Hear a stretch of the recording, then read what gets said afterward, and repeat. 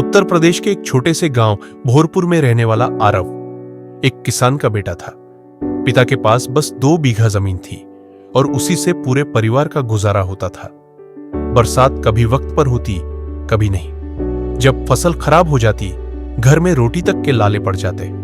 फिर भी आरव के पिता हमेशा कहते, बेटा, मेहनत करने वाला कभी हारता नहीं।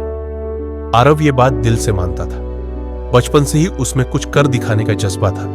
स्कूल में जब भी कोई टीचर पूछता, बड़े होकर क्या बनोगे, तो बाकी बच्चे कहते, पुलिस वाला, डॉक्टर, फौजी। लेकिन आरव हर बार कहता, मैं ऐसा कुछ बनना चाहता हूं कि मेरे गांव का नाम पूरे देश में हो। साधारण शुरुआत आरव सरकारी स्कूल में पढ़ता था। जूते फटे थे, किताबें पुरानी थीं, लेकिन आंखों में सपने नए थे। स्कूल के बाद वह खेतों में पिता का हाथ बंटाता और रात को लालटेन की रोशनी में पढ़ाई करता। गांव के लोग हंसते थे, किसान का बेटा इंजीनियर बनेगा, पहले अपनी जमीन तो संभाल ले। पर आरव चुपचाप मुस्कुराता। उसे पता था कि लोग तभी हंसते हैं जब तुम्हारा सपना उनकी समझ से बड़ा होता है। पहला संघर्ष 10वीं बोर्ड परीक्षा में आरव ने जिले में दूसरा स्थान हासिल किया। पूरी पंचायत ने पहली बार उस छोटे लड़के की तारीफ की, लेकिन असली मुश्किल अभी बाकी थी। 12वीं के बाद उसने IIT की तैयारी का सपना देखा। पिता ने सुना तो बोले, बेटा, तेरी लगन पे भरोसा है, पर कोचिंग के पैसे कहां से लाए? आरव बोला, पापा, मैं ऑनलाइन पढ़ लूंगा, बस आप हिम्मत मत हारना। और उसने मोबाइल के पुराने फोन से इंटरनेट चलाकर तैयारी शुरू कर दी। कभी नेटवर्क चला जाता, कभी बिजली चली जाती, लेकिन उसने हार नहीं मानी। गिरना और उठना, पहली बार में आरव IIT का एग्जाम क्लियर नहीं कर पाया। उस दिन वह बहुत टूटा। पिता ने देखा तो चुपचाप उसके सिर पर हाथ रखा और बोले, बेटा, हार तो वो मानता है जो कोशिश छोड़ देता है। तू तो फिर से कोशिश करेगा। पिता की यह बात आरव के दिल में तीर की तरह लगी। अगले साल उसने और मेहनत की। दिन में खेतों में मदद, रात में पढ़ाई।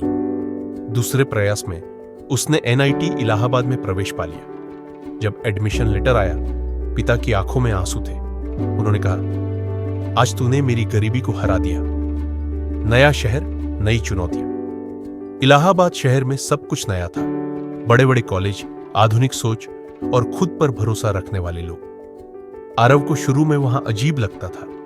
सब अंग्रेजी में बात करते थे और वह गांव की हिंदी में। कई बार उसे मजाक का सामना करना पड़ा, लेकिन उसने तय किया कि शर्म नहीं, मेहनत उसकी पहचान बनेगी। वह हर प्रोजेक्ट में सबसे आगे रहता, गरीब बच्चों को पढ़ाता और अपने छोटे कमरे में गांव की मिट्टी की खुशबू बनाए रखता। असली परीक्षा फाइनल ईयर में कैंपस प्लेसमेंट शुरू हुए। उसके साथियों के पास लैपटॉप, कोचिंग और महंगे कपड़े थे। आरव के पास सिर्फ आत्मविश्वास। पहले 2 इंटरव्यू में वह रिजेक्ट हुआ।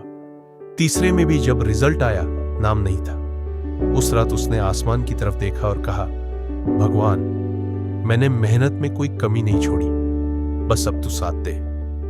अगले दिन एक बड़ी मल्टीनेशनल कंपनी का इंटरव्यू था। आरव ने ईमानदारी और आत्मविश्वास से जवाब दिया। जब परिणाम घोषित हुआ, आरव का चयन हुआ। गांव की ओर वापसी नौकरी लगने के बाद वह जब गांव लौटा, लोग उसी रास्ते पर खड़े थे जहां कभी उसका मजाक उड़ाते थे। अब वही लोग कह रहे थे, देखो, भोरपुर का बेटा अब शहर में इंजीनियर है। उसने अपने पहले वेतन से गांव के स्कूल में कंप्यूटर डोनेशन दिया।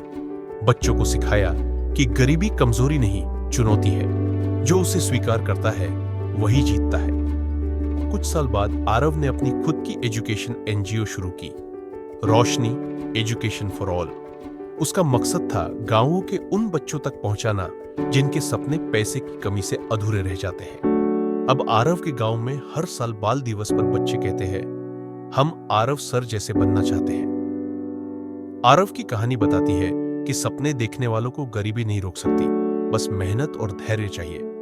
जब हालात मुश्किल हो तो याद रखो, कभी हार मत मानो, क्योंकि जो गिरकर भी उठता है, वही असली विजेता होता है।